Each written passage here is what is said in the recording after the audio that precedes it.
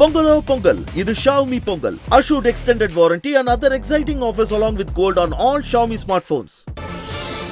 சொத்து குவிப்பு வழக்கில் இடைக்கால தடை கோரிய அதிமுக முன்னாள் அமைச்சர் வளர்மதியின் மனு நிராகரிக்கப்பட்டிருக்கிறது.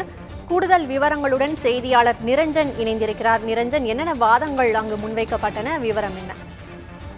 சொத்து குவிப்பு வழக்கிலிருந்து விடுவிக்கப்பட்ட வழக்கை தானாக முன்வந்து விசாரணைக்கு எடுத்த சென்னை உயர்நீதிமன்ற உத்தரவுக்கு எதிராக அதிமுகவின் முன்னாள் அமைச்சரான வளர்மதி உச்சநீதிமன்றத்துல மனு தாக்கல் செஞ்சிருந்தாங்க. இந்த மனு மீதான விசாரணை இன்னைக்கு நீதிபதி அனுருத்தா போஸ் தலைமையிலான அமர்வு முன்னாடி விசாரணைக்கு வந்தபோது தமிழ்நாடு அரசு சார்பாக ஆஜரான வழக்கறிஞர் இந்த விவகாரத்துல வேற சில முன்னேற்றங்களும் ஏற்பட்டிருக்கு.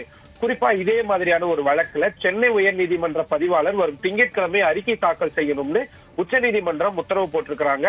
எனவே இந்த வழக்கையும் ஒத்திவைக்கணும் அப்படின்ற ஒரு முக்கியமான வாதத்தை முன்வச்சாங்க.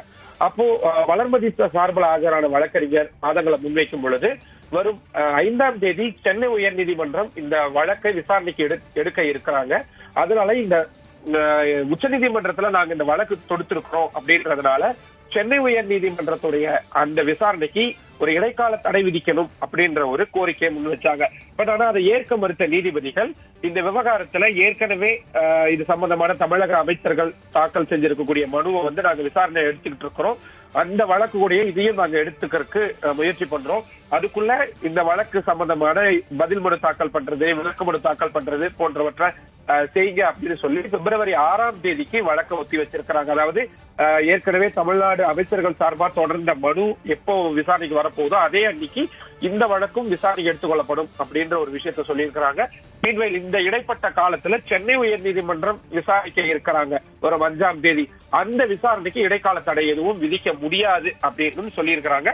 ஸோ சென்னை ஹைகோர்ட்ல நடக்கக்கூடிய அந்த கேஸ் ஹியரிங் அப்படின்றது தொடர்ச்சியா நடக்கும். உச்சநீதிமன்றத்துல நடக்கிறதும் தனியா நடக்கும். வரும் 6ஆம் தேதிக்கு அப்புறம் தான் சென்னை உயர்நீதிமன்ற உத்தரவுக்கு இடைக்கால தடை எதுவும் வருமா அப்படின்றத தெரிஞ்சுக்க முடியும். சக்தி, விவரங்களுக்கு நன்றி நிரஞ்சன். Pongalo Pongal, இது Xiaomi Pongal. Assured extended warranty and other exciting offers along with gold on all Xiaomi smartphones.